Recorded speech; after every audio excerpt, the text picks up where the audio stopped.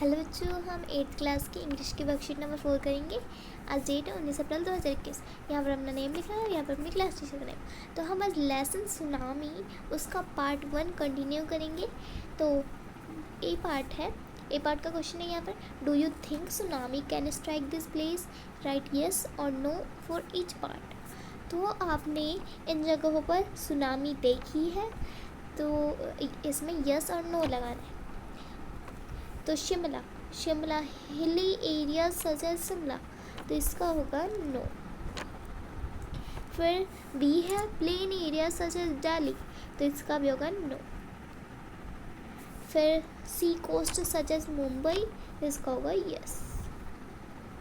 Desert areas such as Jodhpur, इसका भी होगा नो। तो ये हो गया।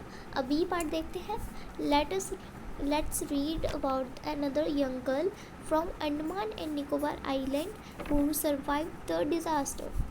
तो ये आपकी हनी ड्यू बुक्स की पेज नंबर 26 एंड 27 की एक स्टोरी है, एक यंग गर्ल की जो अंडमान एवं निकोबार आइलैंड से है।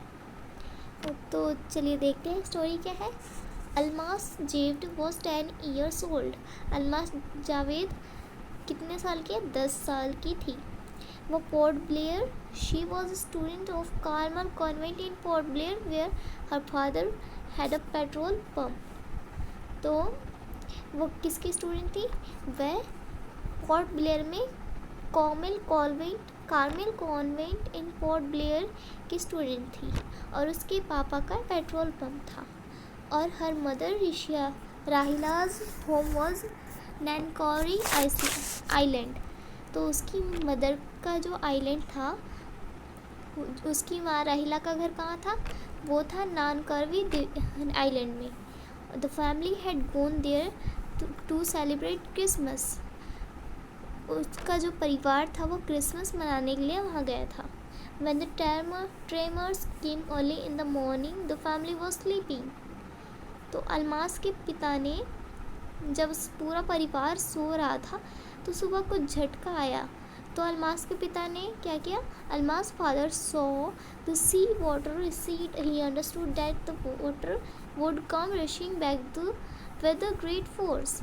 तो अलमास के पिता ने देखा कि समुद्र का पानी उठ रहा है, जो समुद्र का पानी है वो लहरें थोड़ी उठ रही हैं। वह समझ गया कि पानी बड़ी ताकत के साथ वापस आएगा। उसने सभी को जगाया। As they ran, her grandfather was hit on the head by something and he fell down। तो उसने सबको जगाया और भागने लगे। तो उनके जो ग्रैंडफादर थे वो गिर गए और उनके सर पर चोट लग गई। Her father rushed to help him।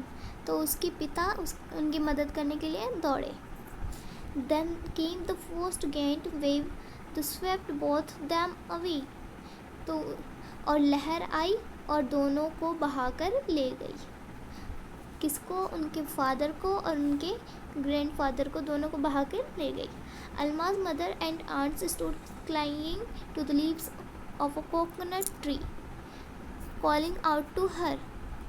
तो अलमास की माँ और उनकी मौसी जो थी एक नारियल के पेड़ के पास चिपकी हुई थी। तो क्या हुआ? लहर आई और उन दोनों को भी बहाकर ले गई। तो Almas saw a log of wood floating, she climbed on to it. तो अलमास ने देखा कि एक लकड़ी के लॉग को तैरते हुए देखा, तो वह उस पर चढ़ गई। Then she fainted when she woke up, she was in a hospital in Kamorta. तो वो जब उठी तो उसने देखा कि वह एक हॉस्पिटल में है। वो उस टाइम बेहोश हो गई थी और जब वो उठी तो उसने देखा कि वो हॉस्पिटल में है। From there she was brought to Port Blair. The little girl does not to want to talk about the incident with anyone, she is still traumatised. तो वो जो छोटी लड़की थी वो उस इंसिडेंट के बारे में कुछ बात नहीं करना चाहती है किसी से भी, और वो थोड़ा डर गई थी। तो ये थी छोटी लड़की की स्टोरी। अब ये Now sequence the events picture as they occur in the passage above. Write correct serial number in the boxes. जो हमने ऊपर अभी पैसेज पढ़ा उसके हिसाब से इसे सीरियल नंबर करना है. तो पहले सुनामी की लहरें थोड़ी उठी थी तो ये हो जाएगा फर्स्ट, और फिर सेकंड में वो सब बहा कर ले गई थी तो ये हो जाएगा सेकंड, और थर्ड में जो लड़की थी वो हॉस्पिटल में थी तो ये हो जाएगा थर्ड. फिर नेक्स्ट है answer the following questions bye selecting the correct option. First है इसमें सेलेक्ट करने हैं ऑप्शन इन क्वेश्चंस में से. तो पहला है why did Almas father wake up his family. तो जो अल्माज के पिता थे उन्होंने अपनी फैमिली को उसके फैमिली को क्यों उठाया था. To celebrate Christmas, to rush them to a safer place. तो सेफ प्लेस के पास जाने के लिए. ये हो जाएगा इसका answer. Almas did not want to talk about the incident with anyone because.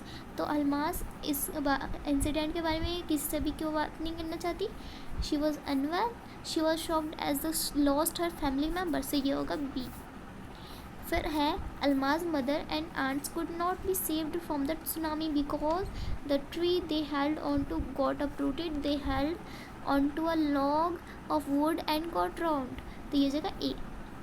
फिर है given below the words phrases from the passage that indicate movement of different kinds. तो ये जो बॉक्स है इसमें इंडिकेट करना है इन सब वर्ड्स को. तो देखते हैं. तो पहला है fast movement, slow movement, neither slow nor fast.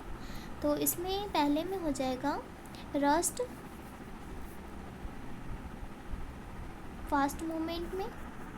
तो फास्ट मूवमेंट में आ जाएगा रस्ट और स्वेप्ट अवे. स्लो मूवमेंट में रिसीड और नाइदर स्लो ना फास्ट. स्लो और फास्ट में से कुछ भी. तो इसमें आ जाएगा फ्लोटिंग. तो ये हो गया हमारा. तो आज की वर्कशीट हो गई हमारी कंप्लीट.